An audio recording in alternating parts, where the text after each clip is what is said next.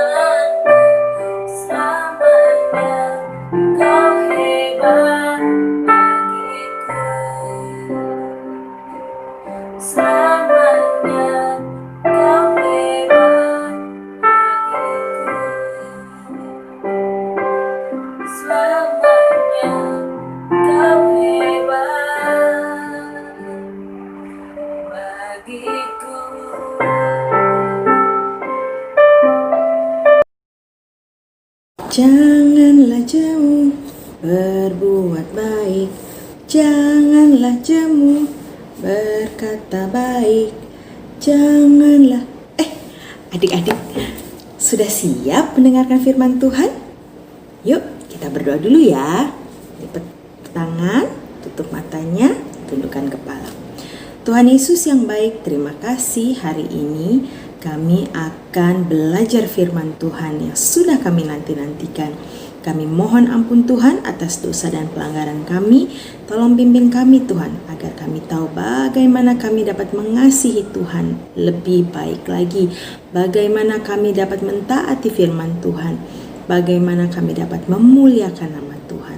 Tolong Tuhan, supaya Kak Siska dapat menyampaikan firman Tuhan, sehingga kami dapat mengerti dan juga kami dapat belajar apa yang harus kami lakukan dan kami dapat lakukan itu. Terima kasih Tuhan Yesus, hancurkanlah kuasa roh jahat yang ingin menghalangi kami untuk belajar. Di dalam nama-Mu kami berdoa dan mengucap syukur. Amin. Nah adik-adik, yuk kita buka Alkitabnya, Lukas 6 ayat 36. Lukas 6 ayat 36. Kakak Siska baca ya. Lukas 6 ayat 36. Hendaklah kamu murah hati, sama seperti Bapamu adalah murah hati. Sekali lagi, Lukas 6 ayat 36. Hendaklah kamu murah hati, sama seperti Bapamu adalah murah hati. Nah, waktu itu adik-adik, ada seorang teman nanya sama Kak Siska, "Oh Kak, aku itu harus menghitung ya berapa banyak poin yang orang lakukan, perbuatan baik yang orang lakukan untuk aku. Supaya apa? Supaya aku tahu bagaimana aku bisa berbuat baik sama dia." Contohnya, nih dia bawa kalkulator adik-adik. Apa itu kalkulator? Kalkulator itu untuk menghitung, menjumlah atau mengurangi, ya kan? Nah, terus dia bilang gini, "Oke, aku mau menghitung perbuatan baik apa yang mamaku sudah buat untuk aku hari ini. Oh, mamaku bangunkan aku pagi-pagi supaya tidak terlambat sekolah. Poinnya 1. Oke, 1. Lalu mamaku buat sarapan yang enak buat aku. Karena itu makanan favoritku, aku kasih dia poin 3. Oke, tambah 3. Ada 4 poin mamanya berbuat baik sama dia. Lalu apa lagi? Oh, mamaku kasih bekal. Bekalnya yummy karena aku suka makanannya. 3 lagi poin, tambah 3. Oke. Lalu apa? Oh, mamaku antar aku ke sekolah. Oke, tambah poin 2 dia bilang. Terus apa lagi? Wah, banyak sekali yang mamaku kerjakan hari ini. Sepanjang hari ini aku jumlah. Oh, mamaku berbuat baik kepada aku, poinnya sampai 30, Kak. Oke, terus itu baru mamaku. Sekarang papaku. Oke, papa udah ajak aku main. Karena aku seneng banget diajak main sama papa, aku kasih poin 4. Oke, 4 tambah papaku ngajarin aku bikin PR. PR-nya susah banget, Kak. Tapi aku jadi bisa karena diajarin papa. Oke, tambah poin 5. Nah, sepanjang hari itu aku hitung juga, Kak, berapa banyak poin untuk perbuatan baik yang papaku sudah buat aku. Oke, poinnya 25. Oke, bagus. Itu baru mama, papa. Nah, aku ada abang, ada kakak, juga ada adik. 5-5-nya aku menghitung. Oke, contohnya abang. Abang gimana? Oh, abang bantuin aku, ngajarin aku cara mengikat tali sepatu. Poinnya 3. Oke. Oh, tapi abang tadi ngusilin aku, dia jahilin aku. Apa yang dia bikin? Dia pegang-pegang rambutku, padahal rambutku udah rapi, jadi agak berantakan sedikit. -1, kurangin 1. Wah, poinnya jadi berkurang 1.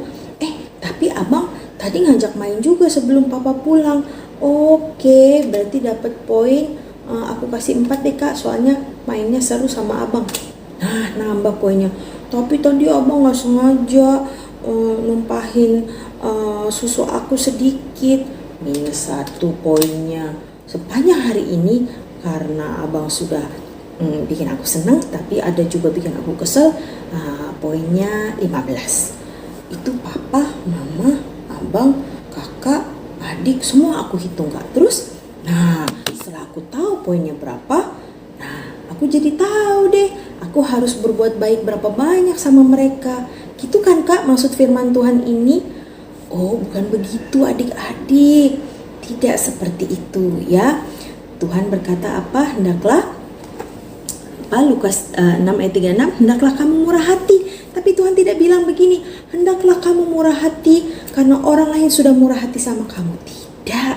Ya, tidak dibilang sama seperti Bapamu adalah murah hati karena kamu sudah murah hati sama Bapamu. Tidak adik-adik. Tapi apa yang dikatakan? Hendaklah kamu murah hati karena Bapamu Bapamu murah hati. Artinya apa? Kita tidak boleh hitung-hitung berapa banyak yang orang lain sudah lakukan buat kita supaya kita bisa membalas kepada mereka. Tidak adik-adik ya.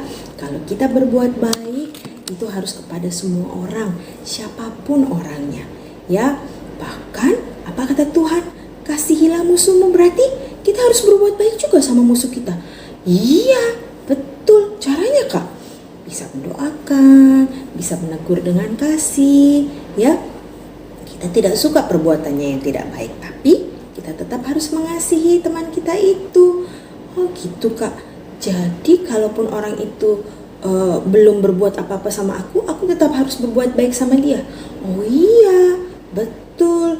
Nah, banyak sekali contoh-contoh tokoh-tokoh di Alkitab ya yang sudah pernah mengalami hal ini, yang sudah pernah berbuat baik bukan karena orang lain sudah berbuat baik kepada mereka. Pertama, ingat nggak? Beberapa minggu yang lalu, Kak Siska pernah cerita tentang Ratu Ester. Nah, Ratu Ester berani bergerak, berani memberikan bantuan, berani berbuat baik kepada siapa? Kepada bangsa Israel. Loh, memangnya bangsa Israel sudah pernah membantu Ratu Ester? Sudah pernah berbuat baik sama Ratu Ester? Oh tidak, bangsa Israel belum pernah buat apa-apa sama Ratu Ester. Tapi Ratu Ester tetap mau menolong bangsa Israel. Kenapa? Karena Ratu Ester cinta Tuhan. Oleh sebab itu Ratu Ester mau taat kepada Tuhan. Apa itu? Mau menolong sesamanya, ya kan? Nah, siapa lagi ya tokoh Alkitab yang melakukan berbuat baik? Nah, hari ini Kak Siska mau cerita tentang Boas. Nah, dalam kitab Rut ada suatu keluarga, Bapak Elimelek dan Ibu Naomi. Mereka punya 2 orang anak laki-laki yang bernama Mahlon dan Kilion. Nah, Bapak Elimelek dan Ibu Naomi adalah orang Israel, tapi mereka pergi ke luar negeri, ya, keluar dari bangsa mereka. Mereka pergi ke tanah Moab. Nah, di tanah Moab, Bapak Elimelek meninggal. Oke, jadi tinggal siapa? Ibu Naomi dan anaknya Mahlon dan anaknya lagi yang satu Kilion. Nah, setelah Bapak Elimelek meninggal, ya, Mahlon dan Kilion menikah, ya, masing-masing terhadap wanita-wanita dari Moab. Yang satu bernama Orpa dan yang satu bernama Rut. Oke, lalu ketika Mahlon dan Kilion sudah menikah di tanah Moab, mereka masih tetap tinggal di sana ya. Nah, Mahlon dan Kilion juga meninggal. Wah, Bapak Elimelek sudah meninggal, lalu mereka menikah. Lalu Mahlon dan Kilion, anaknya Ibu Naomi, meninggal juga. Jadi sekarang tinggal siapa? Tinggal Ibu Naomi dan Orpa dan Rut. Menurut adat istiadat bangsa Israel, ketika seorang wanita sudah ditinggal, suaminya sudah meninggal, wanita itu atau perempuan itu boleh kembali kepada ibunya, ya, kembali kepada keluarganya, ya. Nah, Ibu Naomi akhirnya memutuskan, suami saya sudah meninggal, anak-anak saya sudah meninggal. Daripada saya di negeri asing, di negeri Moab, lebih baik saya kembali ke negeri saya di tengah-tengah bangsa Israel. Akhirnya dia bersiap-siap mau pulang ke bangsanya, yaitu bangsa Israel. Lalu Ibu Naomi berkata kepada Orpa dan kepada Rut, ya, istri dari anak-anaknya atau yang kita namakan juga menantunya.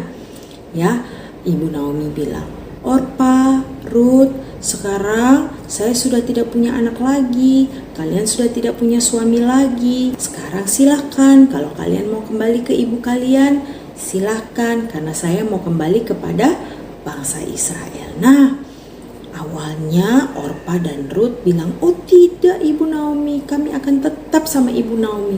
Tapi Ibu Naomi bilang, sudahlah, saya ini sudah tidak punya apa-apa, lebih baik kalian kembali ke keluarga kalian supaya kalian aman.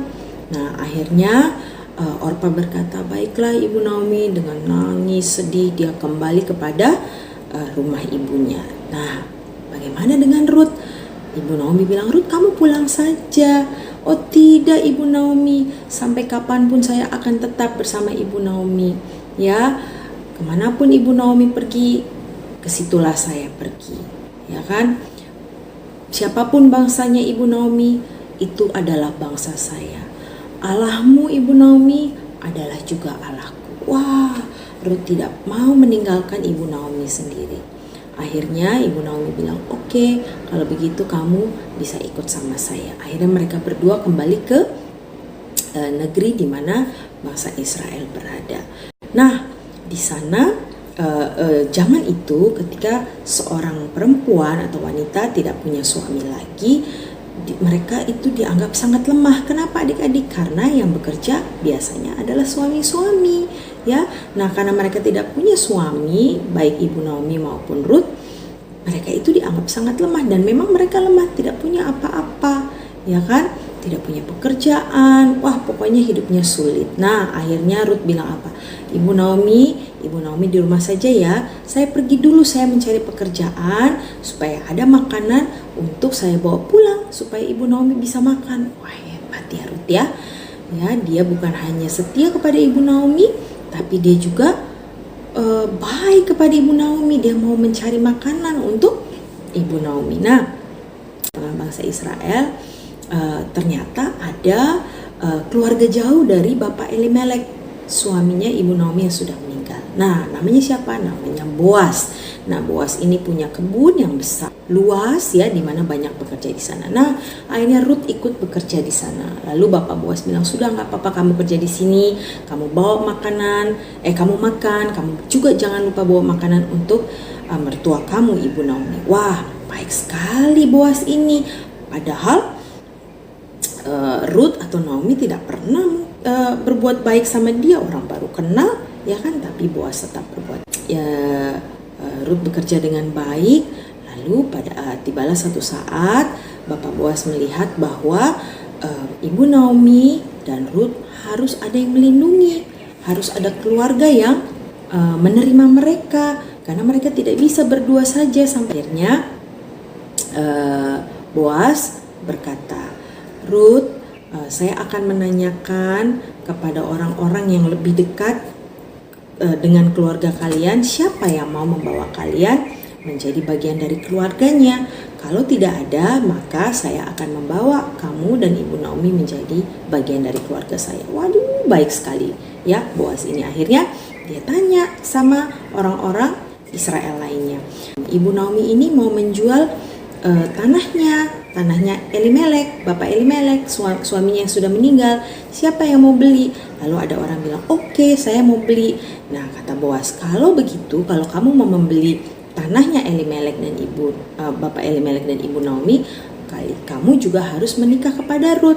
Wah, menikah kepada Rut? Iya, supaya tanah itu tetap menunjukkan itu milik keluarga Elimelek. Wah, saya tidak bisa kalau harus menikah dengan Rut, karena saya juga sudah punya keluarga, sudah punya tanah yang memakai nama keluarga saya.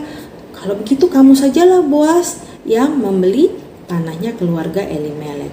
Oke, Kalau begitu saya bersedia untuk membeli tanah keluarga Elimelek dan membuat Rut menjadi istri saya. Wah, Boas baik sekali. Dia betul-betul mau berbuat baik untuk melindungi Rut dan Ibu Naomi. Padahal dia baru kali itu ketemu dan mungkin belum pernah ada yang Ibu Naomi dan Rut lakukan yang baik kepada Boas. Tapi Boas tetap mau berbuat baik kepada mereka. Kenapa ya? Karena Bapak Boas cinta Tuhan dan dia mau taat kepada Tuhan, ya. Nah, akhirnya Boas membeli tanah keluarga Elimelek dan menikahi Rut. Dan kalian tahu nggak adik-adik, setelah dia taat kepada Tuhan, apa yang terjadi? Keturunan dari Boas dan Rut adalah raja yang hebat. Siapa? Raja Daud. Ya, ketika kita mau taat kepada Tuhan, mau taat untuk berbuat baik, maka hal-hal yang luar biasa akan terjadi dalam hidup kita. Nah, tadi kita sudah dapat adalah Ratu Esther dan Boas yang tidak mau hitung-hitungan. Ya, dia tidak mengingat orang ini sudah berbuat apa sama saya sehingga saya harus berbuat baik sama dia. Tidak, mereka tidak hitung-hitungan, tidak pakai kalkulator adik-adik. Mereka tapi tetap berbuat baik. Nah, sama ya dengan Tuhan Yesus. Dia itu sangat luar biasa ya. Kalau dihitung ya Tuhan ya, apa yang sudah dia buat sama kita. Setiap hari kita boleh bernafas. Wah, itu penting sekali. Oksigen, kasih angka 100. Karena kalau nggak ada oksigen kita nggak hidup. Apalagi, dia kasih matahari yang luar biasa sehingga kita sehat ya, sehingga baju-baju bisa kering. Kasih lagi poin 25. Oke. Dia kasih pekerjaan, usaha sama papa mama sehingga aku masih tetap bisa makan sampai hari ini. Wah, itu penting juga tuh, 50. Apalagi, banyak sekali kalau kita hitung kebaikan Tuhan buat kita. Tapi apa Tuhan hitung-hitungan? Tidak adik-adik. Tuhan tidak pernah hitung-hitungan kepada kita manusia. Karena kalau Tuhan hitung-hitungan, waduh, nilai kita bukan banyak, tapi justru di bawahnya 0 ya. Karena apa? Karena kita masih manusia berdosa, kita masih berbuat banyak salah, kita masih melanggar firman Tuhan, melanggar perintah Tuhan, ya kan? Tapi Tuhan tidak hitung-hitungan, dia tetap berbuat baik pada kita. Yang terlebih lagi apa? Dia mati di kayu salib untuk menebus dosa kakak dan dosa adik-adik semua. Karena apa? Karena Tuhan tahu persis kita tidak bisa menyelamatkan hidup kita, menyelamatkan diri kita sendiri untuk masuk surga. Tuhan tahu persis Tuhan yang harus menolong kakak dan menolong adik-adik untuk bisa masuk surga. Nah, itu karena apa? Karena cintanya Tuhan yang luar biasa buat kita semua. Nah, sekarang bagaimana dengan kita? Apakah kita mau diam aja? Apakah kita mau hitung-hitung berapa banyak perbuatan baik orang lain supaya kita bisa berbuat baik kepada mereka? Tidak ya adik-adik. Kita harus tetap berbuat baik kepada siapa saja. Bahkan kata Tuhan, kasihilah musuhmu. Pada orang yang kita tidak suka atau kurang suka, atau malah kita benci mungkin karena dia jahat sama kita atau dia suka ledekin kita, tetap kita bisa berbuat baik. Caranya, doakan dia. Kalau ada kesempatan boleh tegur dia tapi dalam kasih, ya boleh ingatkan dia, ya kan? Jangan jauhi dia, mungkin dia tidak punya teman, makanya dia berlaku seperti itu. Kalau kalian menebarkan kasih, kalau kalian membuat kasih, pasti orang lain akan menerima kasih itu. Dan akhirnya nama Tuhan yang dimuliakan. Kalian bisa menunjukkan bagaimana kalian cinta Tuhan. Siapa yang mau cinta Tuhan? Ya, puji Tuhan, semua mau ya. Semua tunjuk tangan kan? Nah, bagaimana cara mengasihi Tuhan? Caranya adalah dengan mengasihi orang-orang lain di sekeliling kita tanpa hitung-hitungan, tanpa minta dikasihi kembali, ya. Tapi terus mengasihi dan mengasihi seperti Ratu Esther, Boas, dan terlebih seperti Tuhan Yesus. Amin. Mari kita berdoa adik-adik. Tuhan Yesus, terima kasih hari ini kami sudah belajar bagaimana kami tidak boleh jemu-jemu untuk berbuat kasih. Karena Tuhan sudah lebih dahulu mengasihi kami. Dan kami mau belajar mengasihi Tuhan dengan mengasihi orang lain, siapapun mereka Tuhan, tanpa hitung-hitungan Tuhan. Walaupun kami tidak kenal, walaupun mungkin orang itu belum pernah berbuat baik pada kami, bahkan mungkin orang itu malah pernah membuat kami tidak senang atau berbuat jahat kepada kami ya Tuhan. Tapi pimpinlah kami, tolonglah kami supaya kami tetap bisa berbuat baik kepada mereka. Karena apa? Karena kami mau mengasihi Tuhan, kami mau cinta Tuhan dengan mentaati firman Tuhan. Terima kasih Tuhan Yesus, di dalam nama-Mu kami berdoa. Bapa kami yang di surga, dikuduskanlah nama-Mu, datanglah kerajaan-Mu, jadilah kehendak-Mu di bumi seperti di surga. Berikanlah kami pada hari ini makanan kami yang secukupnya, dan ampunilah kami akan kesalahan kami seperti kami juga mengampuni orang yang bersalah kepada kami. Dan janganlah membawa kami ke dalam pencobaan, tapi lepaskanlah kami dari yang jahat. Karena Engkaulah yang mempunyai kerajaan dan kuasa dan kemuliaan sampai selama-lamanya. Adik-adik, Tuhan memberkati kita dan melindungi kita. Tuhan menyinari kita dengan wajah-Nya dan memberi kita kasih karunia. Tuhan menghadapkan wajah-Nya kepada kita dan memberi kita damai sejahtera. Amin. Nah, adik-adik, ayat hafalannya dari ayat Alkitab yang tadi kita baca bersama, Lukas 6 ayat 36. Kita baca ulang ya. Lukas 6 ayat 36. Hendaklah kamu murah hati, sama seperti Bapamu adalah murah hati. Terima kasih adik-adik, sampai ketemu lagi. Tuhan memberkati. Halo adik-adik, salam jumpa kembali dengan Suster Ita Sehat. Suster Ita Sehat yakin kalian pasti dalam kondisi sehat kan? Iya, teruslah mencuci tangan, terus kemudian menjaga jarak dan memakai masker. Selalu ya, jangan lupa ya. Adik-adik, hari ini Suster Ita Sehat akan memberikan tantangan kepada adik-adik untuk kesaksian yang pernah adik-adik lakukan, bagaimana Tuhan menolong adik-adik ketika adik-adik dalam masalah, atau kalau adik-adik pernah berbuat baik sehingga hatinya senang, itu juga boleh. Kesaksian apa saja boleh ya, seperti pada firman Tuhan hari ini, melakukan terus bergerak, melakukan yang baik seperti Boas dan juga Esther yang melakukan kebaikan. Adik-adik juga ya, bikin kesaksian apa yang pernah adik lakukan untuk kebaikan ya. Ayo adik-adik, dikirim ke tim PPA. Jangan lupa ya, harus memakai masker kalau keluar rumah, sering cuci tangan, dan selalu jaga jarak supaya kita sehat. Oke, sampai jumpa adik-adik dari Suster Ita